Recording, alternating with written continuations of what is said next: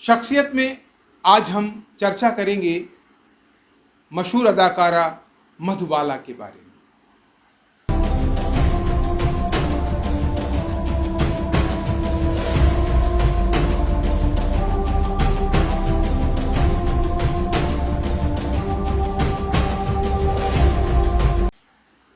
शख्सियत में आपका स्वागत है। शमशाद खान का अभिवादन स्वीकार करें। मधुबाला का जन्म दिल्ली में हुआ। बचपन में इनका नाम मुमताज़ जहान देहलवी रखा गया। इनके वालिद तत्कालीन पाकिस्तान के खैबर पख्तूनख्वा के रहने वाले थे। अपने माँ बाप के 11 बच्चों में ये 5वें स्थान पर थीं। शुरुआती समय में इनके पिता पेशावर में एक तंबाकू फैक्ट्री में काम करते थे। इस नौकरी को खोने के बाद इनके पिता पहले दिल्ली और फिर मुंबई पहुंचे, जहां पर मुमताज़ अर्थात मधुबाला का जन्म हुआ। ये समय इस परिवार के लिए बहुत ही दुखद था। इस दौरान मधुबाला की 3 बहनें और 2 भाई सन 1944 में होने वाले डॉक एक्सप्लोजन में मारे गए। इस हादसे में हालांकि इनका घर तबाह हो गया, लेकिन जो लोग बच गए वो सिर्फ इस वजह से बच गए कि लोकल सिनेमा में फिल्म देखने गए थे। बचने वालों में मुमताज़ की 6 बहनें और माता पिता थे। इसके बाद गुर्बत की ज़िंदगी से राहत पाने के लिए महज 9 साल की उम्र में इनके पिता मुमताज़ को लेकर बॉम्बे के विभिन्न फिल्म स्टूडियो में जाने लगे। मुमताज़ को काम भी मिलने लगा और परिवार की गरीबी से थोड़ी राहत भी मिली। मधुबाला अपने बचपन से ही सिनेमा के लिए काम करने लगी थी। मधुबाला की पहली सफल फिल्म साल 1942 में बसंत आई थी। ये फिल्म बहुत सफल हुई और इस फिल्म से मधुबाला को पहचाना जाने लगा।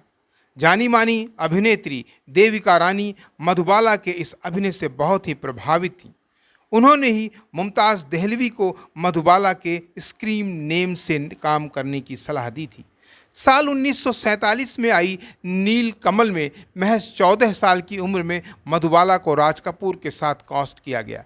ये फिल्म इनकी मुमताज़ के नाम से आखिरी फिल्म थी। इसके बाद आने वाली सभी फिल्मों में इनका नाम मधुबाला रहा। मधुबाला के कैरियर में स्टारडम की चमक को साल 1949 के दौरान देखा जा सकता है। ये स्टारडम इन्हें बॉम्बे टॉकीज़ के बैनर तले बनी फिल्म महल के साथ मिला। इस फिल्म के लिए हालांकि पहले मशहूर अभिनेत्री सुरैया को लिया गया था, लेकिन स्क्रीन टेस्ट के दौरान फिल्म के निर्देशक कमाल अमरोही को मधुबाला इस रोल में अधिक फिट लगी। इन्हें इस रोल के लिए नियुक्त कर लिया गया। ये फिल्म इस साल भारतीय सिनेमा के बॉक्स ऑफिस पर तीसरी सफल फिल्म थी। इस फिल्म के बाद मधुबाला की दुलारी, बेकसूर, तराना तथा बादल आदि फिल्में भी एक के बाद सफल साबित हुईं। 1950 के दौरान आने वाली सभी तरह की फिल्मों में मधुबाला अपने जलवे बिखेरने में लगी हुई थी। इसी साल आई उनकी फिल्म हंसते आंसू।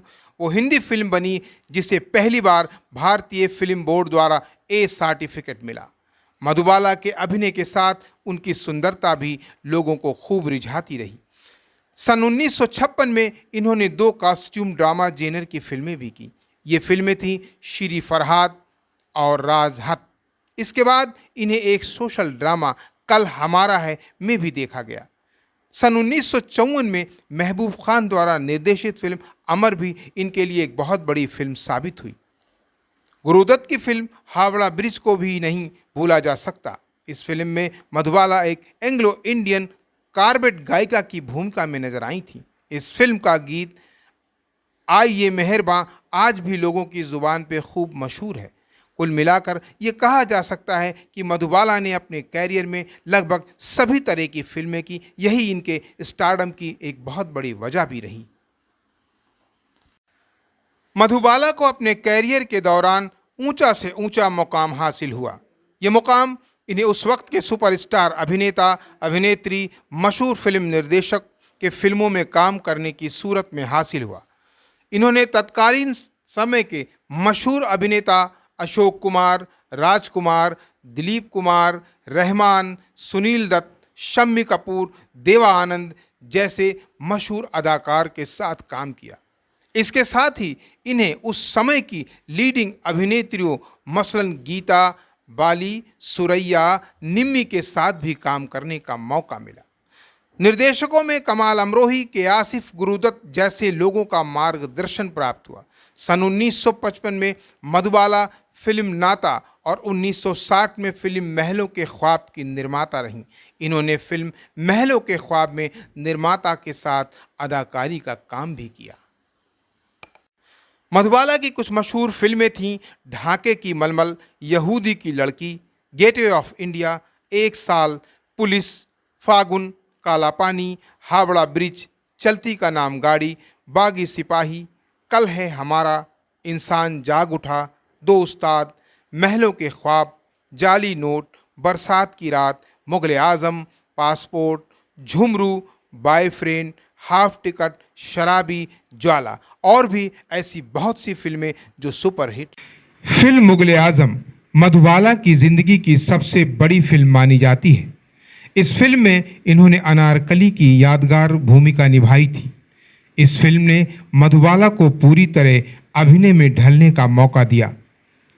अभिनय की दुनिया में आज भी इनके इस अभिनय का उदाहरण दिया जाता है। इस फिल्म के बनने के दौरान मधुबाला का स्वास्थ्य लगातार बिगड़ता जा रहा था। शूटिंग के लिए उन्हें लगातार जंजीरों में लंबे समय तक बंधा रहना पड़ता था और इस दौरान उन्हें पूरे मेकअप में होना पड़ता था। ऐसा माना जाता है कि शायद इसी वजह से इनकी तबीयत लगातार बिगड़ती रही, लेकिन मधुबाला के परिश्रम और लगन की वजह से फिल्म बनने में कभी रुकावट नहीं आई। लगातार मेडिकल जांच से ये पता लगा कि मधुबाला के दिल में एक छेद है। इस रोग को हालांकि फिल्म इंडस्ट्री से छुपा के रखा गया। इस रोग की वजह से उनके बदन में खून की कमी होती जा रही थी। डॉक्टर भी इस रोग के आगे हार गए थे और कहा गया यदि इनका ऑपरेशन भी किया जाए तो ये 1 साल से ज़्यादा जिंदा नहीं रह पाएंगी।